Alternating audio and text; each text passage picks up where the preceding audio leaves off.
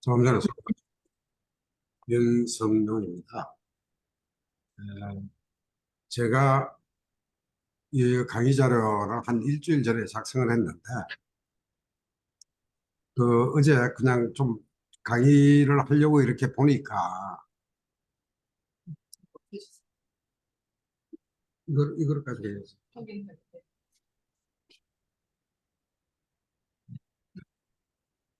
보니까 아무래도 좀 너무 넓은 개념에서 얘기를 좀 드리는 것 같아가지고, 좀 좁혀가지고, 동학천도교의 어떤 이해를 중심으로 좀 이렇게 그냥 좀 전환을 해야 되겠다 싶어서, 전체적인 어떤 자료를 좀 이렇게 좀 개편을 그렇게 많이 뭐 달라진 건 아닙니다. 조금 개편을 하면서 제목도 지금 조금 달라졌죠. 한국 민족 종교 이해를 위한 종교 개설이 아니고 종교 문화로서의 동학과 동학 천도교의 이해해 보기, 이렇게 그냥 제가 이렇게 잡았습니다. 왜 제가 이런 제목을 잡았느냐면, 동학 천도교 입장에서 종교 문화의 어떤 전반을 한번 이렇게 살펴보면서 우리의 어떤 위상이라든가 동학 천도교의 어떤 위상이라든가 아니면 비교적인 어떤 특징들을 좀 찾아내고, 그게 장단점이라고 얘기하기는 뭐 하지만 하여튼 그런 걸로 인해 가지고 우리의 그 기본적인 자산으로 삼을 수 있다라는 생각이 들어서 제가 이렇게 제목을 뽑아봤습니다. 그 제목은 종교문화로서의 그 동학과 천도교 이해해보기, 이렇게 되겠는데, 종교문화 이렇게 여러분들 뭐 종교 문화, 이게 어떻게 다르냐? 자, 이런 어떤 얘기들이 좀 나올 것 같습니다. 뒤에 지금 현재 종교와 종교들, 종교 믿기와 종교하기 일장에서 제가 그 조금 설명을 드리겠습니다만, 우선 일단 정치 문화, 경제 문화, 뭐 이게 다 문화가 갖다 붙죠. 문화가 갖다 붙는 이유가 뭐냐면 인간의 그러한 사고관습과 패턴을 얘기하는 겁니다. 그러니까 이게 종교 문화이라면 어느 정도 객관화되어 있는, 어느 정도 패턴화되어 있는 그런 어떤 정형화된 행위나 정형화된 사상이나 뭐 이런 걸 갖다 좀 전제한다, 이렇게 생각을 하시면 됩니다. 그래서 종교 문화로서, 그러니까 종교 문화라는 게 상당히 다양하겠죠. 세계 종교도 있고 한국 종교도 있고 뭐 민족 종교도 있고 부족 종교도 있고 뭐 아주 다양한 종교가 있을 수 있는데, 그 속에서 동학 천도교를 한번 생각해 보기, 라는 제목을 정한 겁니다. 그래서 그런 시각에서 아마 얘기들을 쭉 제가 종교문화 전체를 좀 개설을 해가면서 저도 가끔가다 그 동학에 관련되는 얘기를 할 텐데, 문제는 제가 동학을 어떻게 규정하고 이렇게 얘기를 하기가, 신앙하시는 분들한테 하기가 힘들어서, 일단은 스스로 이렇게 그냥 자기 신앙관과 이런 것들을 좀 이렇게 전체적인 어떤 문화와 같이 대비해서 좀 생각해 보는 그런 어떤 시간을 가지려고 제가 이런 제목을 정했습니다. 우선 뭐 그 내용을 보면, 첫째, 종교와 종교들, 종교 믿기와 종교하기. 이게 사실은 우리가 보통 종교라고 얘기할 적에는 그냥 일반적으로 우리가 종교라고 얘기를 하지만 이게 상당히 다른 의미들을 가지고 있거든요. 그래서 일반적인 어떤 의미와 개별 종교 전통, 개별 종교의 전통적인 어떤 의미, 그 다음에 실질적으로 실천하는 어떤 방법에 있어서의 어떤 의미, 뭐 이런 것들이 다 조금씩 달라서 이걸 좀 개념 기정을 우리가 좀 할 필요가 있다, 이런 생각이 들어서 일장을 그렇게 했고요. 그 다음에 두 번째 이장은 뭐냐면, 이런 종교 문화를 우리가 왜 이해를 해야 될 것인가, 이해를 알아요. 왜 이해를 할 필요가 있는가, 이제 이런 얘기고요. 그 다음에 이제 종교라는 것이, 제가 앞서 종교 문화라는 그 얘기를 했습니다만은, 종교 문화라는 것은 문화의 체계를 가지고 있는 여러 가지 다양한 소위 말해서 그 영역이 있는데, 종교 역시도 하나의 문화 체계로서의 종교를 얘기할 수 있다, 이런 얘기입니다. 그래서 문화 체계로서 어떤 측면에서는 문화로서는 가장 완벽한 체계를 가지고 있는 게 종교다.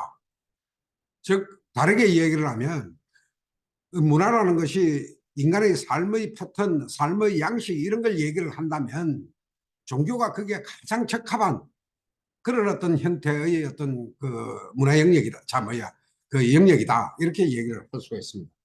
그 얘기를 좀 할 거거든요. 그 다음에 이제 그런 어떤 종교라는 것이 종교 문화의 장을 형성하고 있다는 거죠. 가령 예를 든다면 민간 신앙도 있고, 그 다음에 신종교도 있고, 그 다음에 거기에서 제도 종교도 있고, 이게 다 이렇게 시대의 어떤 변화에 따라 가지고 그 장 자체가 움직이기도 하고, 그 장 속에서 여러 가지의 어떤 긴장감과 갈등 관계에 의해 가지고 종교가 또 변해가기도 하고, 그렇게 한다는 그 입장이, 그래서 제가 그 역동성이라는 걸 붙여놨는데요. 그러니까 이 얘기는 뭐냐면 종교의 장 자체의 변화와 종교 자체의 어떤 변화가 어떤 형태를 띠고 있는지 이걸 좀 설명해 드리려고.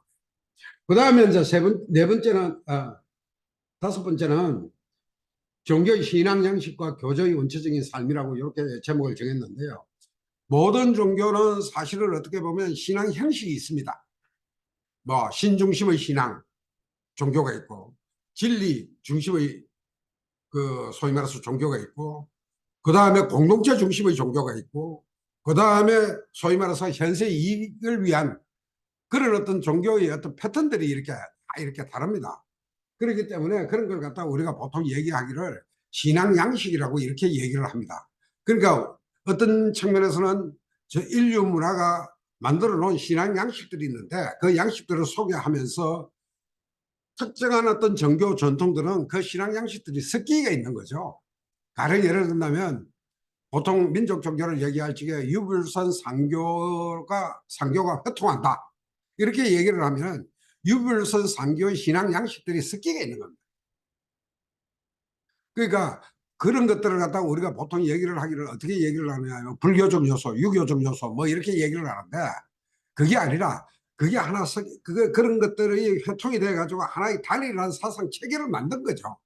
또 문화 체계를 만든 거고. 이제 그렇게 얘기할 수 있고요. 여기에 교조의 원형적인 삶이라는 거는 각 종교가 그 교리를 만들기 이전에 소위 말해서 그 교조가 살아놓은 어떤 삶의 과정들을 이렇게 보면 그 종교가 어떤 성격을 가지고 있는지를 대강 알 수가 있다는 거죠. 소위 말해서 그 예수를 얘기를 하면 구세주 내지 메시아로서의 예수, 이걸 갖다가 얘기를 하는 게 아니라 인간 예수가 어떻게 살았는가 라는 걸 이렇게 보면 그 종교의 성격을 우리가 대강 짐작할 수 있다. 그러니까 부다도 사실은 인간 부다가 어떻게 살았는가, 이런 것들을 좀 살펴보면 이게 이 종교가 어디에 핵심이 있는가, 그 다음에 어디로 나아가려고 하는가, 이런 것들을 아주 어떻게 보면 좀 형식상 치장 없이 원본을 볼 수 있다는 거죠. 원본을. 그래서 그걸 그랬고요. 그 다음에 이제 종교가 가지고 있는 사회적인 성격, 시대마다 그냥 어떤 종교들이 어떻게 달라왔는지, 그리고 시대 분류를 어떻게 해야 될 것인지, 뭐 이런 것들이 한 여섯 번째 들어가겠습니다. 그 다음에 이런 것들을 좀 전제를 해서 그 제가 한국 종교 문화의 특징이랄까 뭐 이런 것들을 좀 달아놨는데, 그거는 시간 나면 제가 그 부분을 좀 이렇게 그냥 체계적으로 이렇게 좀 할 수가 있을지 모르겠는데, 일단 시간이 나는 대로 한국 종교 이해와 그 전통 개성에 관련해서 조금 이야기를 하도록 하겠습니다. 자, 전체적인 어떤 내용은 제가 대체로 그 정도 선에서 정리를 하고요. 자, 1장을 한번 보겠습니다. 종교와 종교들, 종교 믿고와 종교학이 이렇게 되어 있는데요. 우리가 보통 종교라고 얘기하면 종교를 뭘 전제를 하고 있는가 하면 그 종교가 인간 문화의 보편적인 어떤 보편성을 가지고 있다고 제가 얘기를 하고 있는 거예요. 저 무슨 얘기냐면 인간 문화의 보편적인 어떤 측면을 가지고 얘기를 하는데 종교 현상의 전체를 일컫는 말이에요. 그렇기 때문에 종교라는 것은 유적 개념이고, 유적 특성한 어떤 현상이라든가 이런 게 아니라 이 소위 말해서 유적으로 총괄로 이렇게 만들어 놓은 개념이죠. 그래서 어떤 의미에서는 시대에 따라서 그 유적 개념이 사회적으로 인정을 많이 받아가지고 종교라고 하면 그렇지, 신이 있어야지, 이런 것들이 사실을 어떻게 보면 그 종교의 어떤 기본적인 어떤 핵심으로 등장하게 된다는 거죠. 그게 본래의 핵심이 아니라. 즉 무슨 얘기냐면 종교의 개념 자체도 사실은 어떤 의미에서는 현대적 어떤 개념으로 만들어진 개념이다. 본래 있는 개념이 아니다. 이걸 추상적인 유적 개념이다는 걸 여러분들이 이제 생각을 하셔야 되는 겁니다. 그래서 사실은 어떻게 보면 이런 어떤 종교 현상을 연구하고 막 이러는 거는 학자들이 할 일이지. 그 연구하는 거 그 자체를 통해 가지고 뭐 도인이 된다든가 진실은 종교인이 된다든가 뭐 어떻게 보면 도사가 된다든가 이런 건 아니라는 거죠. 이건 전체적인 어떤 인식의 틀을 위해서 살펴보는 그런 어떤 그 가운데서 만들어진 학적인 개념이다. 종교라는 것이. 그런 입장을 좀 고려를 좀 해야 되고. 그 다음에 이제 종교들이라는 게 이제 구체적인 전통을 얘기하는 겁니다. 특정 집단의 어떤 종교들. 그러니까 우리가 일반적으로 종교 이렇게 얘기할 적에는 대표적인 종교 이거 얘기하는 게 상당히 힘들다는 겁니다. 그건 문화에 따라서 다를 수 있고 시기에 따라서 다를 수 있고 상당히 많이 달라질 수 있다는 거죠. 그렇지만 전체적인 문화가 그게 상당한 설득력이 있을 적에 그게 종교의 특징이 되어버린다는 거죠. 제가 이렇게 설명을 해야만이 한국 종교라든가 지금 현재 동학이라든가 천도교라든가 이런 것들이 어떤 종교인가를 분명하게 얘기를 할 수 있어요. 왜 그런가 하면 지금 현재 종교 이렇게 얘기하면 신에 대한 믿음이 있어야 종교인 줄 알고 있어요. 그런데 실질적으로 우리 그 한국의 민족 종교라든가 동양 종교들은 신이라는 개념이 명확하지가 않아요.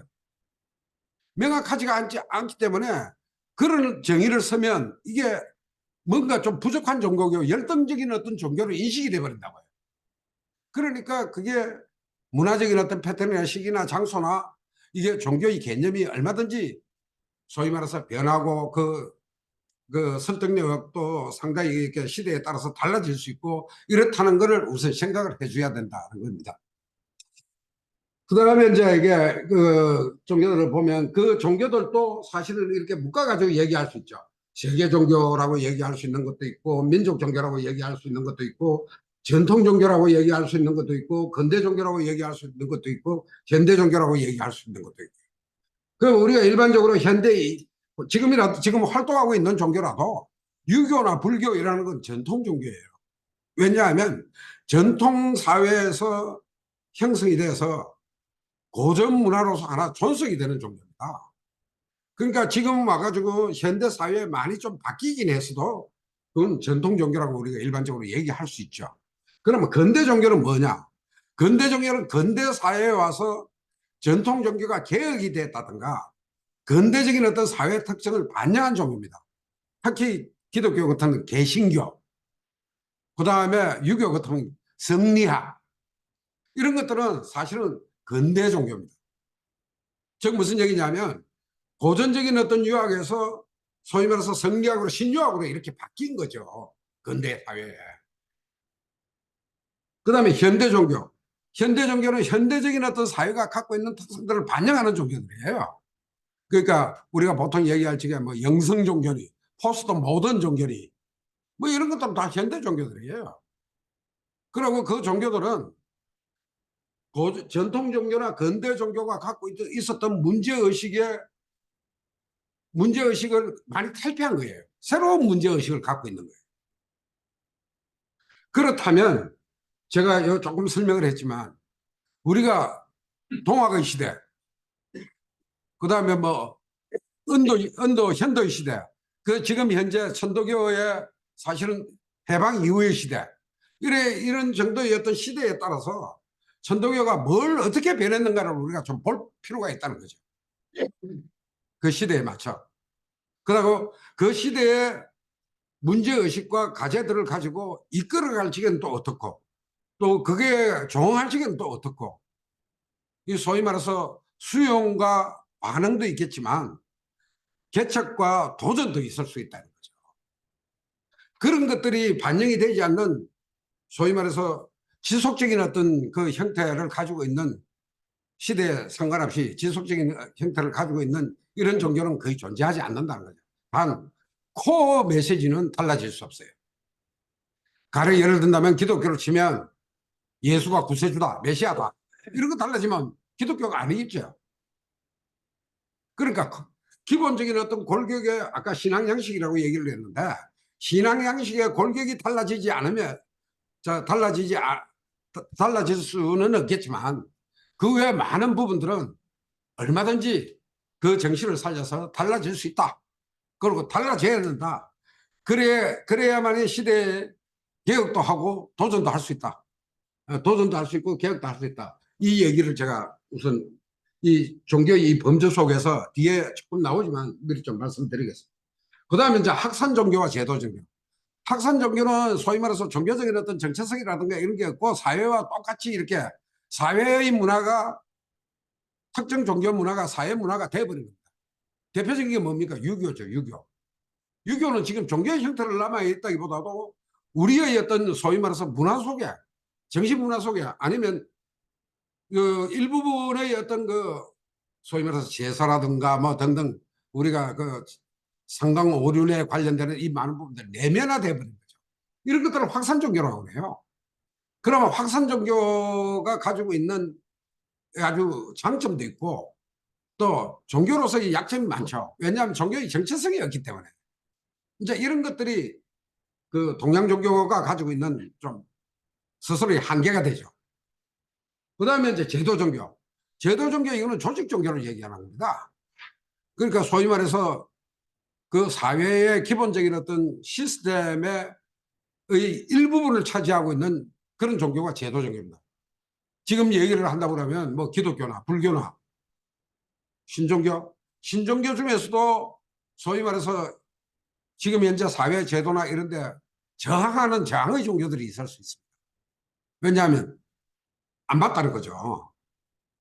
이제 이런 것들이 구체적인 어떤 종교라는 거죠.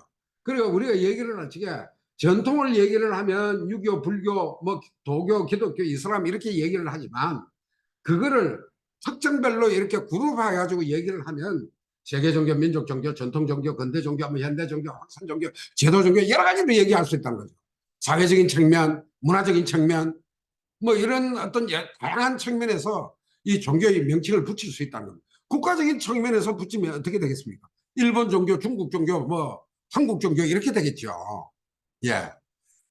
그 다음에 이제 종교적이라는 거예요. 우리가 보통 얘기를 하면 종교적이라고 얘기를 하는데 종교적이라는 건 상당히 포괄적입니다. 즉 무슨 얘기냐면 초월적인 현상, 그 다음에 선험적인 현상, 우리가 경험할 수 없이 이 사고로만 생각 할 수 있는 선험적인 현상, 그 다음에 영적인 현상, 신비적인 현상, 비일상적인 현상, 이것 전부 다 종교적이라는 명칭을 붙일 수가 있습니다. 그렇다고 해서 우리가 지금 현재 앞서 얘기를 할 때 현대 우리가 그 기본적으로 종교라는 개념을 배울 적에 신에 대한 어떤 믿음 현상을 종교라고 한다. 그러면 이게 다 빠지는 거예요. 초월적이고 선험적이고 영적이고 신비적이고. 왜냐하면 신하고 관계없는 현상들이 많거든요. 이게 얼마든지 있단 말이죠. 그리고 우리가 성스럽다든가 이런 것도 꼭 신하고 관련이 돼야 성스러운 건 아니거든요. 그렇죠. 그러니까 이 종교적이라는 용어가 상당히 폭이 넓다. 이걸 좀 전제를 하셔야 됩니다. 그 다음에 종교가 아니더라도 그 유상 이런 걸 가지고 있는 게 많다. 가령 예를 들면 이럽니다. 우리가 보통 지금 현재 현대사를 얘기를 할 적에 19세기를 민족의 시대라고 해요. 민족주의 시대라고 보통 얘기를 합니다. 그 다음에 20세기는 이념의 시대라고 얘기를 해요. 그 다음에 21세기는 어떤 시대인가? 보통 근본주의 시대라고 얘기를 합니다. 지금 신자유주의의 어떤 흐름에. 그래서 제가 신자유주의 종교의 위치 이걸 꼭 한번 읽어보시라고 제가 얘기를 한 거예요. 그래서 그 나눠준 유인물 중에 신자유주의 종교의 위치라는 제가 유인물을 갖다 드렸는데 이게 바로 21세기는 신자유주의 시대이죠. 신자유주의 시대가 사상으로 얘기를 하면 근본주의 시대입니다. 그건 나중에 조금 이 강의하고 난 뒤에 나중에 제가 한번 다시 한번 뭐 말씀을 드리겠습니다. 자기 책임의 보호막이 그냥 아주 두꺼워지는 그런 어떤 근본주의적인 어떤 성향이 있다는 거죠. 그래서 어떻겠습니까? 그래서 사실은 종교가 정치화되고 그 다음에 종교가 그냥 종교 근본주의가 난무하고 종교 간의 갈등들이 그냥 부딪히게 되고 그다음에 종교 복음주의 세력들이 그냥 확산이 되고 뭐 이런 겁니다.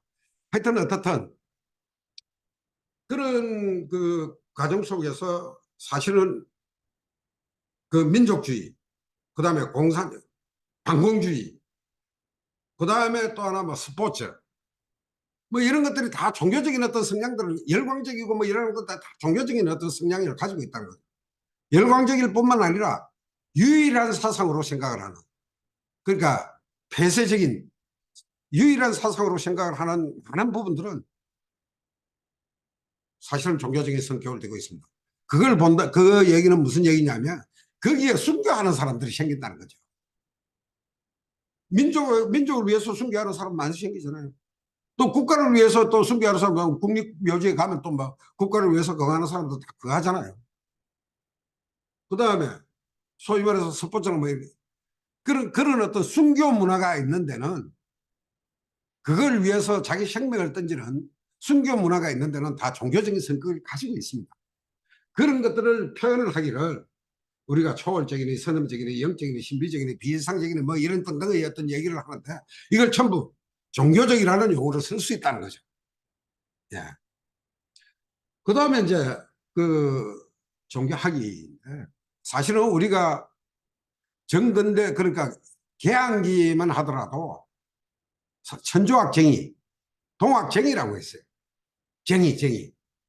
무슨 얘기냐면 동학한다, 동학하는 사람, 그 다음에 천조학하는 사람, 소위 말해서 천주를 믿는다, 뭐 그냥 뭐 신을 믿는다, 이런 어떤 얘기들을 별로 안 썼다는 거예요. 이거는 뭐냐면 근대 문물의, 서구적인 근대 문물의 소산이었다는 겁니다. 그래서 종교 학위와 사실은 어떻게 보면 그 우리가 믿는다는 거하고 그다음에 행한다는 거하고 굉장히 차이가 있는데요. 동양의 많은 종교들은 성인의 말씀이에요. 그러니까 신의 말씀이 아닙니다. 성인의 말씀을 누가 인정하나? 왕조나 국가가 인정하는 거예요. 사회에서 모든 사람들이 인정하는 거예요. 그래서 가르칠 교화를 하기 위해서 교가되는 거예요. 그리고 그걸 받아들이는 입장에서는 어떻게 됩니까? 받아들이는, 배우고 받아들이는 입장에서는 학이 되는 거죠. 그러니까 불교, 불학, 이게 같이 쓰여지는 거예요. 사실은. 그럴 적에는 어떻게 보면 믿는다 하고는 아무런 상관이 없는 거예요. 그러니까 이런 부분들이 우리가 근대에 들어오면서, 개항기 이후에 근대 학문이 들어오면서 이게 다 종교의 개념도 변하고 이게 다 변했다는 걸 제가 강조하기 위해서 말씀을 드리는 겁니다. 그래서 이게 행한다라는 얘기는 문화의 실천입니다. 믿는다라는 얘기는 뭐 대상이 있어서 믿는 겁니다. 그러니까 신을 믿는 것이 종교라고 얘기를 하다가 보니까 동양 종교는 그거 잘 못 넣잖아요. 못 넣으니까 뭘 여긴다? 아, 진리를 믿는다. 이렇게 갖다 꽂는 거예요. 근데 진리를 믿는 게 아니에요. 진리는 실천하는 거지. 본래 진리인데 그거 뭐 믿을 게 뭐 있어요. 실천하는 겁니다. 그렇다면 믿는다가 아니라 사실은 따지고 보면 행한다라는 얘기야, 학이라는 얘기가 맞다는 거죠. 교화학이라는 얘기입니다. 동양 종교들은. 자, 그렇게 이제 일단 좀 제가 초창기이기 때문에 제가 처음 앞부분의 개념적인 어떤 문제라서 조금 길게 얘기를 했습니다. 그 다음에 이제 이렇게 보시면 종교 전통들의 신관과 진리관, 인간관, 사회관, 수행관과 미래관, 요게 종교 전통들이 다 가지고 있어요. 이 동학도 역시 다 가지고 있죠. 수행관 같다면 수심전기 뭐 이런 거 다 가지고 있습니다, 이게. 근데 그거에 관련해서 사실은 어떻게 보면 각 종교들이 갖고 있는 주요 관념이나 주요 텍스트나 창시자나 뭐 발상자는 뭐별 상관이 없습니다만 이런 것들이 기본적으로 다 깔리가 있는 거예요.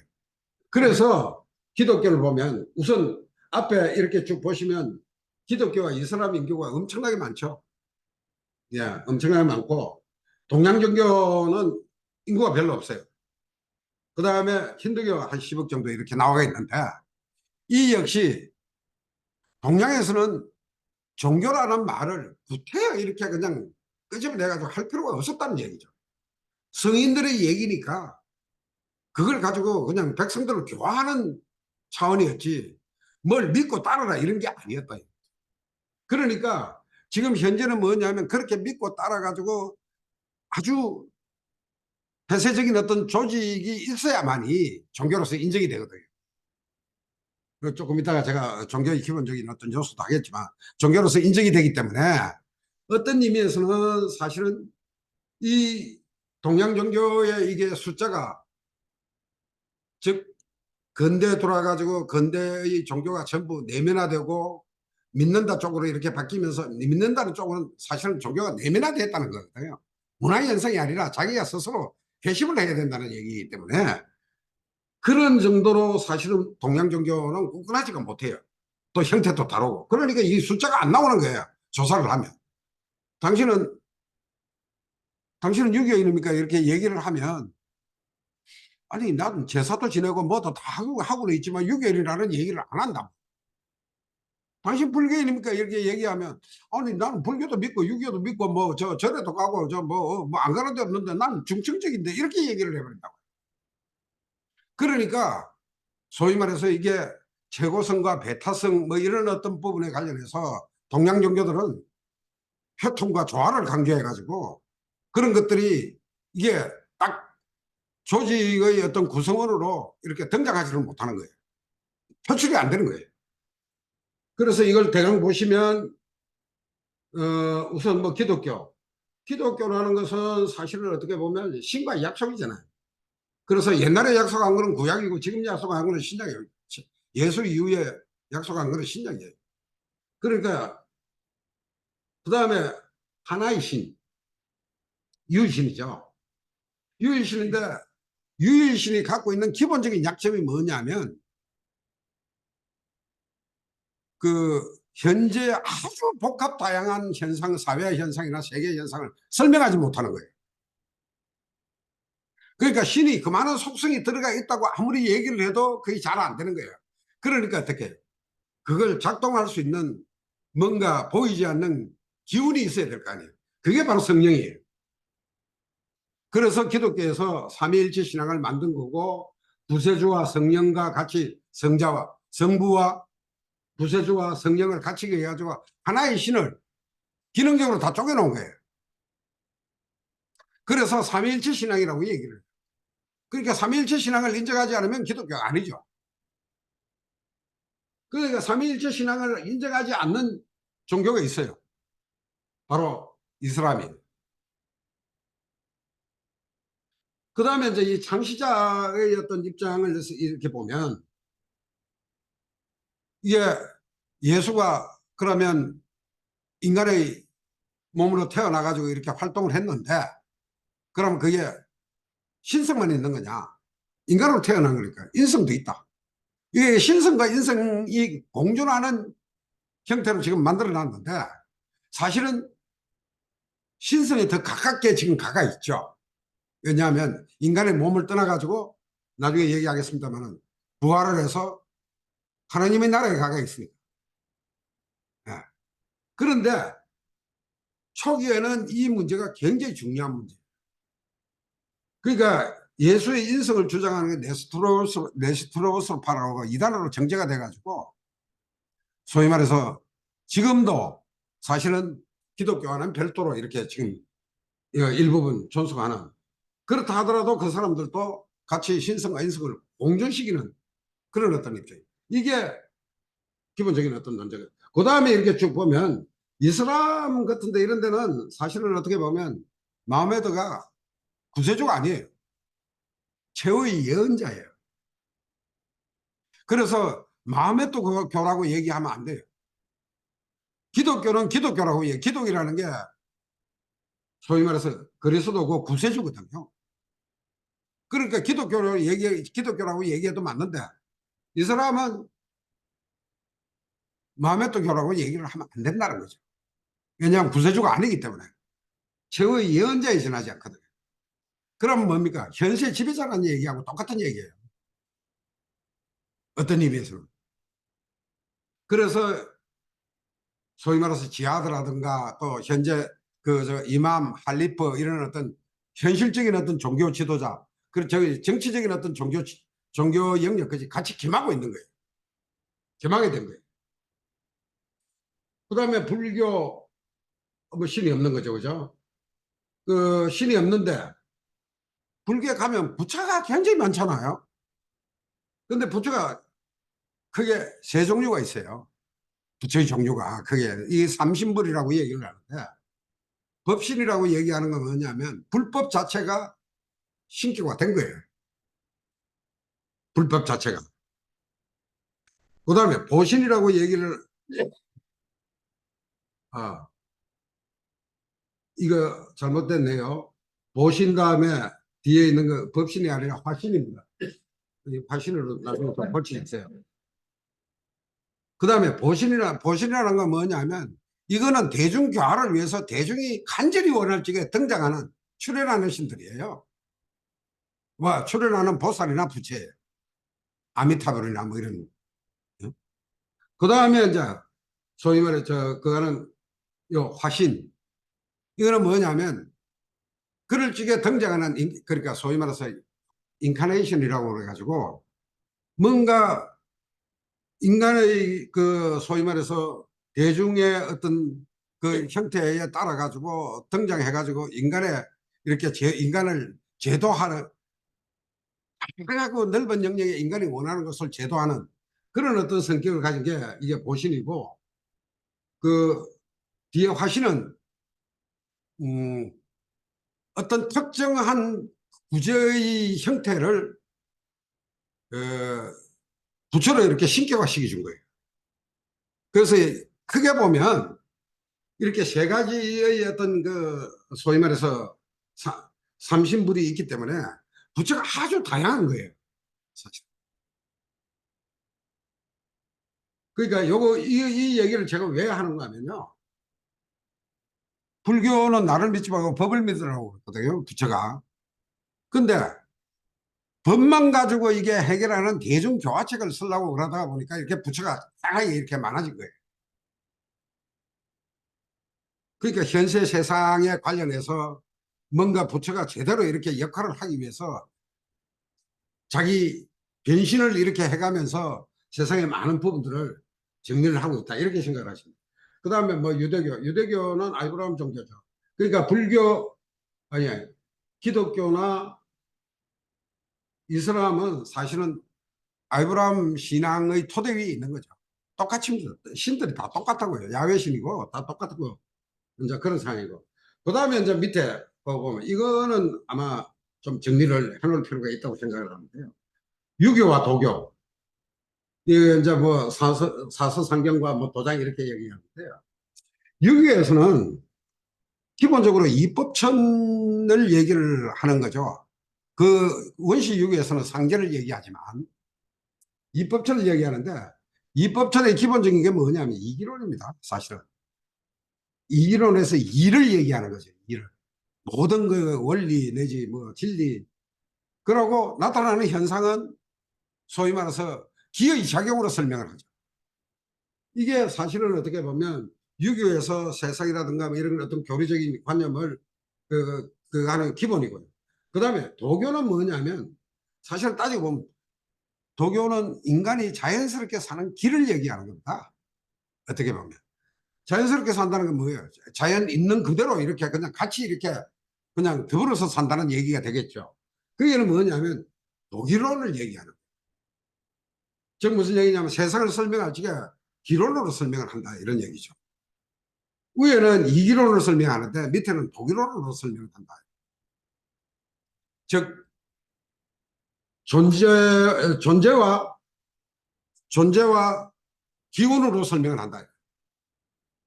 그러니까 우리가 지금 현재 그 동학 얘기를 할 적에 천주와 지기를 생각을 하시면 될 것 같아요. 이건 상당히 도교적인 어떤 그 사고방식이 밑에 깔리가 있는 거예요. 천주와 지기가 사실은 어떻게 보면 뭐 채용의 어떤 관계도 있고, 안 그러면 존재와 생성의 어떤 관계도 있고, 뭐 등등 여러 가지의 어떤 관계를 생각해 볼 수가 있죠. 그게 뭐냐면 기본적으로 도교의 기본적인 어떤 형태다, 이렇게 생각을 하시면 돼요. 유교의 형태는 아니다, 그게. 왜냐하면 입법천이라는 게 별도로 있기 때문에. 그래서 이제 공자로 얘기를 하면 뭐 교화학, 아까 제가 조금 설명을 했고요. 그럼 도교는 뭐냐면 도를 인격화 하는 그런 어떤 종교들이 기본적으로 이제 탄생을 하는데 원시 천존도 있고 뭐 등등 옥황상제도 있고 뭐 등등등등 막 많은 도를 어떻게 표현하느냐에 따라 가지고 신앙의 형태가 상당히 많이 그거 하는 거고 더군다나 지상의 질서가 천상에 그대로 있다고 생각을 해서 그 천상에 우리가 있는 권부라고 얘기를 해야 되나 하여튼 정부마다 그냥 신들의 명칭이 그 정부의 부서마다 신들의 명칭이 달라질 만큼 그만큼 많은 신들이 존재한다. 이게 도교입니다. 이제 그렇고요. 그 다음에 이제 뭐 힌두교 이런 거는 나중에 그냥 이렇게 한번 보시면 되고요. 그 다음에 문화의 체계로서 종교 이건 그냥 넘어가겠습니다만 이건 제가 보기에는 참고를 좀 하시면 될 것 같고요. 그 다음에 종교 문화 이해가 왜 필요한가 이 부분에 대해서 그러니까 그 실제로 종교를 연구한다는 것은 이게 세속적인 어떤 학문이기 때문에 종교를 만든다든가 도사를 만드는 게 아니에요. 그러니까 종교학을 하시는 분들이 도사연하고 종교인연하고 종교의 최고의 경지에 가가 있다고 얘기를 하시는 분들은 종교학 하시는 분 아니에요. 왜냐하면 지식과 인식이라는 것은 종교의 영역을 넘어서 종교의 영역이라는 건 지식과 인식을 넘어서가 있기 때문에 더 이상 말이 없는 거죠. 말을 해가지고는 안 되는 부분입니다. 그래서 우리가 어떻게 해요? 수행하고 체험하는 겁니다.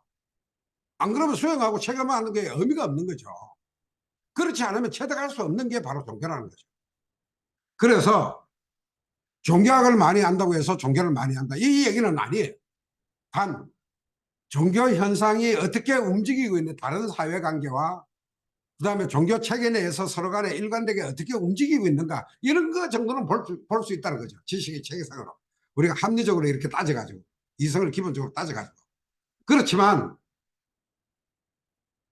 아까 제가 얘기하기를 종교를 한다 그렇게는 얘기를 못합니다. 종교한다는 거하고 학을 한다는 거하고는 전혀 다른 얘기다. 그럼에도 불구하고 종교 연구를 통해서 여기 지금 제가 한 네 가지 정도를 얘기를 해놨는데 보시면 뭐 금방 아실 겁니다. 이게 종교 연구를 한다는 것이 인간학의 한 부분이다. 즉 무슨 얘기냐면 예, 그 인간학의 한 부분이다. 즉 인간의 다양하게 살 수 있잖아요. 뭐 돈을 많이 벌어가 재벌 사장도 되고 그냥 뭐 이렇게 그냥 등등 여러 가지로 살 수 있는데 꼭 그냥 나 다 팽개치고 그냥 다 뿌리치고 저 토굴에 가가지고 도 닦는다고 가는 사람도 생긴다 이거죠. 그 얘기는 뭐냐면 인간의 많은 어떤 요소 중에 종교적인 어떤 인간의 영역도 있다는 겁니다. 그래서 그게 보편적이라는 거죠. 그러니까 그게 인간의 성자성 뭐 이런 걸로 얘기를 할 수가 있고요. 그 다음에 또 한 가지 어떤 의미에서 얘기를 한다면 경제학이라고 얘기를 하면 인간은 경제적인 동물이라는 걸 전제 위에서 사실은 그 학문이 형성이 되는 겁니다. 그 다음에 정치학이라는 것도 인간의 정치적인 동물이라는 그 전제 위에서 형성이 되는 거예요. 그 다음에 사회학도 마찬가지죠. 인간은 사회적인 동물이라는 그 전제 위에서 사회학이 형성이 돼요. 만약에 인간이 사회적인 동물이 아닌 것도 사회학이 형성이 안 되는 거죠. 마찬가지로 적어도 인간의 다양한 요소 중에 인간의 보편적으로 깔리가 있는 그 요소 중에 인간은 종교적인 동물이라는 거죠. 그래서 사실은 어떻게 보면 그런 인간을 이해하는데 이 종교학이 필요하다라는 겁니다. 즉 무슨 얘기냐면 종교의 어떤 도력이라든가 종교의 어떤 성자성이라든가 이런 것들을 이해하고자 하는 게 아니고 인간을 이해하고자 하는 학문의 한 부분으로는 의미가 있다. 이런 얘기입니다. 자, 그 다음에 두 번째는 뭐냐면 문학으로서의 의미를 가진다. 즉 무슨 얘기냐면 전통 사회에서는 종교가 사회를 구성해내는 구성자 역할을 했었어요. 가령 예를 들면 조선시대는 성리학이 국가의 모든 구성의 원칙이에요. 문화도 그렇고 정치 체제도 그렇고 우리가 건축하는 것도 그렇고 왜냐하면 궁궐에 좌우우사, 저 성균관을 여기 놓고 종묘를 여기 놓고, 그 다음에 저 사직단을 그냥 자축으로 놓고, 이렇게 다 배치하는 게 다 거의 성리학적인 어떤 질서에 의해서 그렇게 된 겁니다. 마찬가지로 사실은 많은 문화들이, 많은 문화들이 종교의 기반 위에 형성이 된 문화였고, 그것이 근대사회 이후에 오면서 세속화되어 버린 거죠. 그러면 우리가 문화의 원형이라든가 이런 걸 찾아 들어가면 사실 종교 문화일 가능성이 굉장히 많다. 아니면 그 종교 문화가 문제가 있어서 사실은 전반대로 사생화가, 그러니까 그러니까 소위 말해서 종교 문화의 사생화 형태로 완전히 그냥 다른 방향으로, 반대 방향으로 갈 가능성이 있게. 이게 이제 세속주의거든. 그게 세속주의입니다. 그러면 세속주의를 정확하게 잘 이해를 하려고 하면 종교 문화를 이해하면 세속주의가 이해가 된다는 거죠. 잘 이해를 할 수가 있다는 거죠. 단지 이런 게 있습니다. 보통 현대 문화를 얘기할 때 욕망을 얘기하고 기호를 얘기하고 막 이렇게 얘기를 하는데, 사실은 그 욕망이 종교 문화의 욕망과 세속 문화의 욕망이 근본적으로 차이가 나기 때문에 그걸 이해를 하면 세속 문화를 보다 잘 이해할 수 있다는 거죠. 자, 그 다음에 이제 종교 문화의 어떤 특성을 이해할 수 있다. 종교 문화의 가장 큰 특성은 뭐냐면 순교를 할 수 있는 문화는. 예. 거기에 자기를 내던질 수 있다는 얘기고, 그렇기 때문에 다른 문화와 경계선이 굉장히 소위 말해서 분명해요. 그리고 경계선이 분명하다는 건 배타성이 강하다는 얘기입니다. 그러니까 최고성과 정체성, 배타성, 이런 어떤 성격들이 모든 문화 중에서 제일 높다. 그래서 사실은 어떻게 보면 자기 생명도 던질 수 있다. 이런 어떤 종교 문화의 특성들을 다양하게 이렇게 이해할 수 있다는 거죠. 그 다음에 이제 그 밑에 얘기는 뭐 남의 신을 신고 걷기라는 얘기는 뭐냐면, 종교 문화는 밖에서 봐가지고 안 보인다는 겁니다. 밖에서 봐가지고 보일 수가 없다는 거죠. 적어도 공감성을 갖고 봐야지, 객관적으로 뭘 이렇게 얘기를 하는 거는 사실은 진짜 그중만 보는 그런 어떤 결과가 된다는 거예요.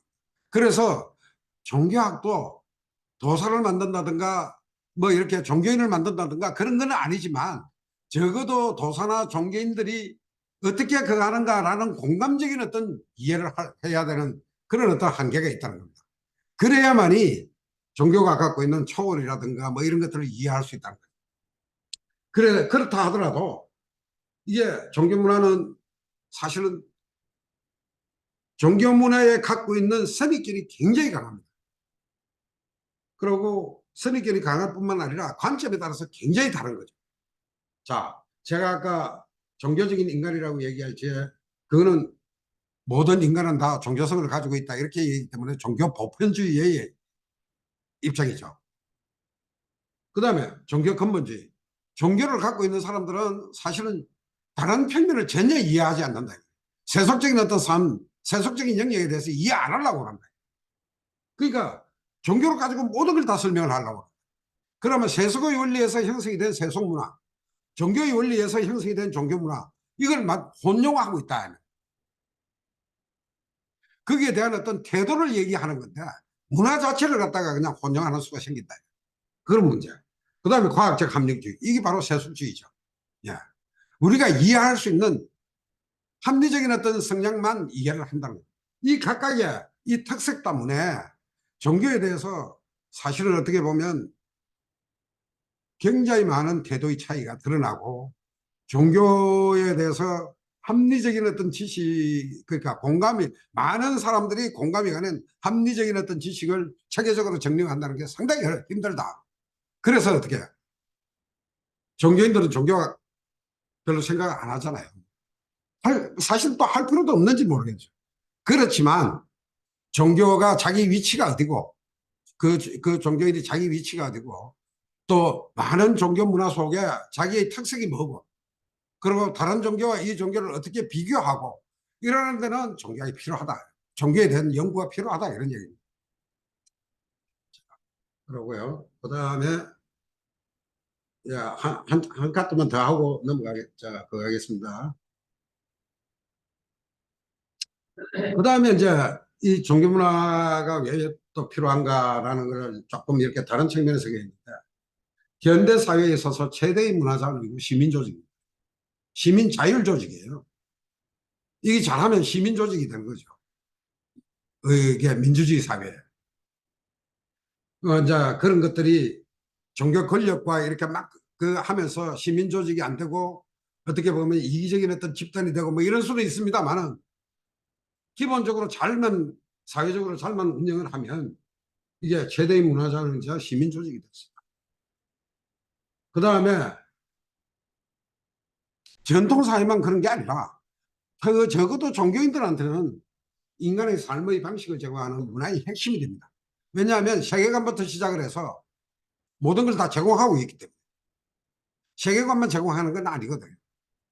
아까 우리 지금 식사할 적에 뭐 식고도 하고 지금 시작할 적에 신고도 하고 뭐 그렇습니다. 이게 다 삶의 패턴이거든요. 경천을 위한 삶의 패턴이란 말이죠.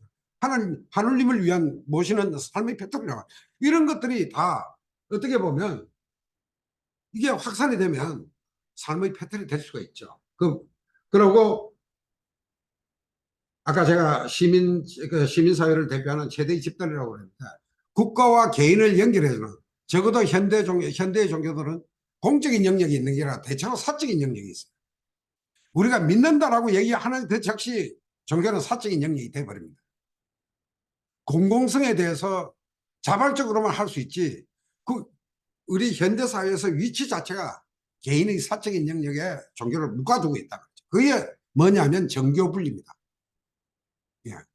그러니까 어떤 의미에서는 그런 어떤 의미지만 최대의 집단이고 사회적인 어떤 형태를 띠고 있기 때문에 개인과 국가를 연결하는, 효율적으로 연결할 수 있는 그런 어떤 그 방법들을 찾아 나가야 되기 때문에 이런 것들을 연구 검토를 해야 됩니다. 그 다음에 지역 공동체에 그할 수 있는 공동체의 종교가 될 수가 있다는 겁니다. 가령 예를 든다면 지역 축제의 많은 부분들은 다 옛날에 종교의 기본적인 어떤 그 근원을 가지고 있는 축제들입니다. 뭐 그 우리가 지금 현재 동제 내지 뭐 이런 거 하는 것도 다 지역에 그 갖고 있었던 종교적인 어떤 그 특색들을 가지고 있는 그런 것들이 지금 현재 지역 축제로 이렇게 바뀌고 이러기 때문에 공동체의 기본적인 어떤 문화 요소가 된다. 그 다음에 그 밑에 지구촌 시제 뭐 종교 문명 벗어나기 뭐 타자 EAPO 이거는 제가 얘기 안 해도 뭐 그냥 한번 보시면 아실 것 같고요. 그 다음에 종교에 관한 그 소위 말해서 견해가 너무 다양해가지고 종교인, 반종교인, 비종교인이 있어서 종교에 대해서 제가 조금 전에 말씀을 드렸습니다만은 어떤 특정한 객관적인 어떤 지식이 모든 사람들한테 설득력 있게 정리가 되기가 그렇게 쉽지가 않다. 그래서 뭔가 이렇게 나타나는 종교 현상이라든가 뭔가 객관적으로 나타나는 문화 현상에 대해서는 이야기를 할 수가 있는데, 종교 내부에 대해서는 참 외부 사람이 얘기하기가 그렇게 쉽지가 않다. 이 얘기를 제가 좀, 그래서 종교 연구가 갖고 있는 기본적인 한계, 이런 걸 좀, 얘기를 하기 위해서 그렇습니다. 야, 지금 한 52분이거든요. 한 10분 쉬고요. 그 뒤에는 이제 앞에 개념 정리를 좀 하다가 보니까 조금 시간이 걸렸는데, 뒤에는 좀 그냥 막 넘어갈 수 있는 부분들이 많습니다. 야, 10분 쉬고 난 뒤에 다시 시작하겠습니다. 감사합니다.